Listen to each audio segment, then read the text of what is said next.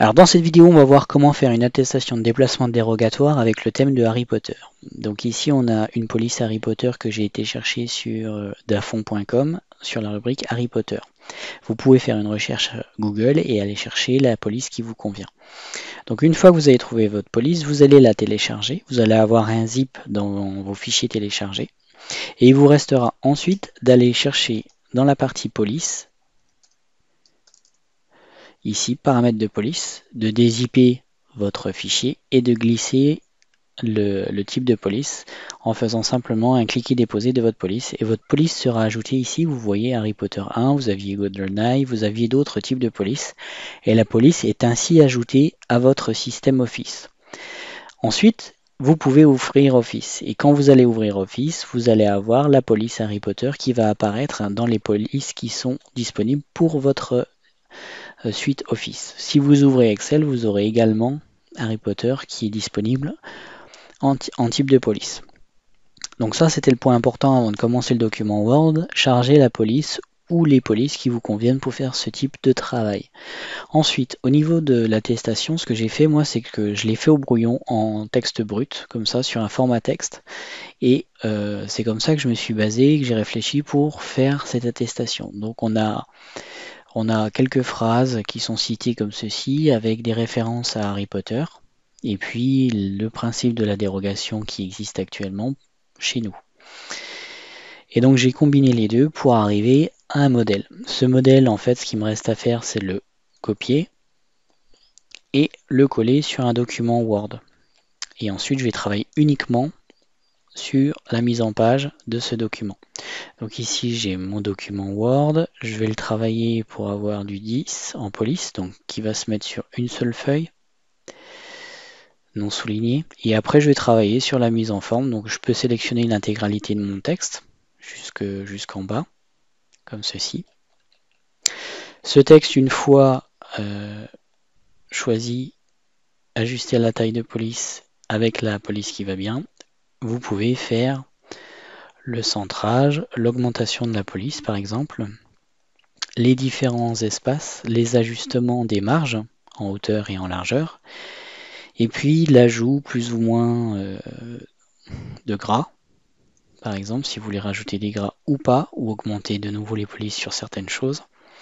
Vous pouvez également travailler, si important, sur la partie conception pour ajouter une couleur. Si vous voulez travailler sur une couleur plus ou moins claire, vous pouvez aller chercher des coloris ou même ici, autre couleur, personnaliser et travailler sur directement la palette de couleurs.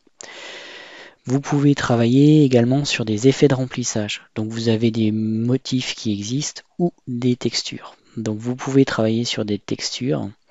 Alors il y a différents types de textures et il y a des textures qui s'y prêtent plus que d'autres, comme le style papyrus par exemple, à bien ajuster la couleur par rapport au fond.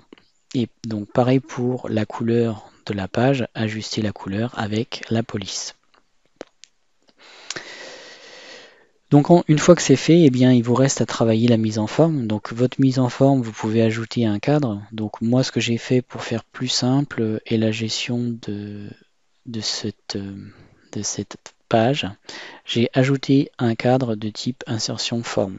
On peut faire autrement, mais moi je l'ai fait comme ceci.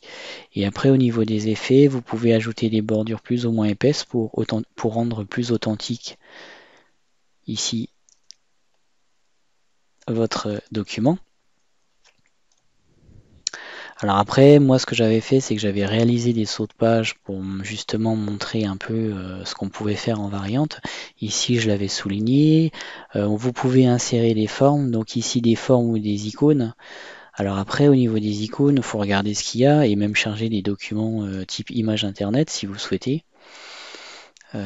Signature, je sais pas. Voilà, il y a des signatures. Il y a qu'est-ce qu'il y a en logo? Il n'y a rien. En magie. En magie, il y a des symboles comme ça.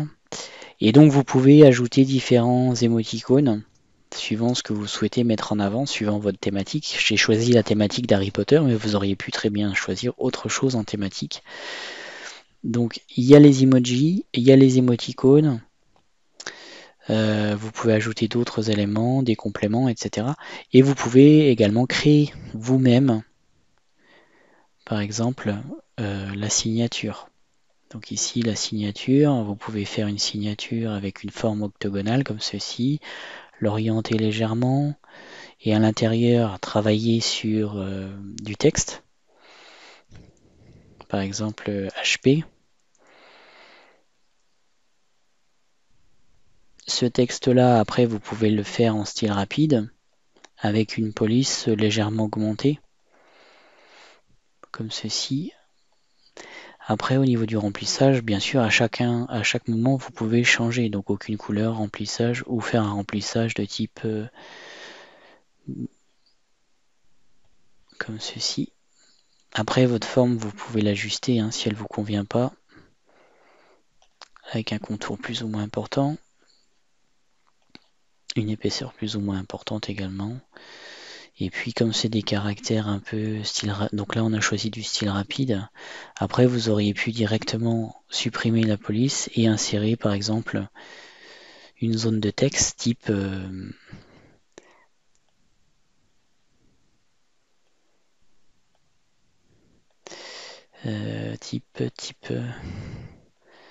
insertion. Ici j'avais ajouté une zone HP comme ceci avec la police. Donc ce que j'avais fait c'est que j'avais simplement mis HP. Ici vous pourriez faire autrement avec par exemple Hermione. Et donc avec Hermione, vous pourriez faire la même chose avec l'écriture de Harry Potter. Donc là, j'avais fait comme ceci. Voilà. Après, sur le contenu en termes de texte, hein, donc c'est assez simple. Vous avez une attestation comme ceci. Vous pouvez la souligner ou pas. C'est une période sombre, c'est indéniable en application. Donc j'ai repris le même type de décret et après ce que j'ai rajouté un peu de texte par rapport à l'épidémie Covid-19 chez les Moldus et en version de l'article 8 de 2020 du décret de la vie des sorciers dans le monde de la magie. Et ainsi de suite. Puis après, j'ai été chercher différents éléments de la suite de Harry Potter, comme le chemin de traverse. Au niveau des lieux, c'est pareil, il en existe beaucoup. J'ai utilisé l'entraînement au Quidditch, vous auriez pu faire autre chose, comme la promenade de mon hippogriffe, et convocation administrative judiciaire ou pour les sorciers par le ministère de la Magie. Voilà. Et donc après, fait A. Donc les accents type avec le A, en fait, ça revient à une police normale. Donc c'est pour ça qu'il y a certains caractères qui passent et d'autres qui ne passent pas avec ce type de police. Donc pour les cases à cocher, en fait, ce qu'il vous faut, c'est passer une ligne comme ceci. Il vous faut activer l'onglet développeur. S'il n'est pas activé, vous allez aller dans l'onglet options, ici, dans personnaliser le ruban, vous allez cocher ici développeur et valider par OK. Ensuite, il vous faut cliquer sur case à cocher. Vous mettez à droite, comme ceci, et vous allez mettre le texte que vous souhaitez remplir. Donc moi ce que j'avais fait c'est que par exemple je prends ce texte, je le mets ici en mode création, juste à droite, j'enlève le mode création et normalement lorsque je clique dessus, voilà ce que j'obtiens.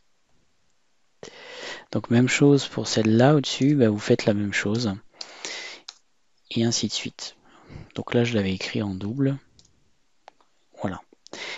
Donc ici pour la partie numérotation, vous allez ici dans l'onglet accueil et vous faites ici les numérotations avec créer une liste numérotée. À chaque entrée, vous allez incrémenter. Voilà concernant cette petite vidéo sur les attestations de déplacement dérogatoire avec Harry Potter. Je vous remercie pour votre attention et je vous dis à très bientôt.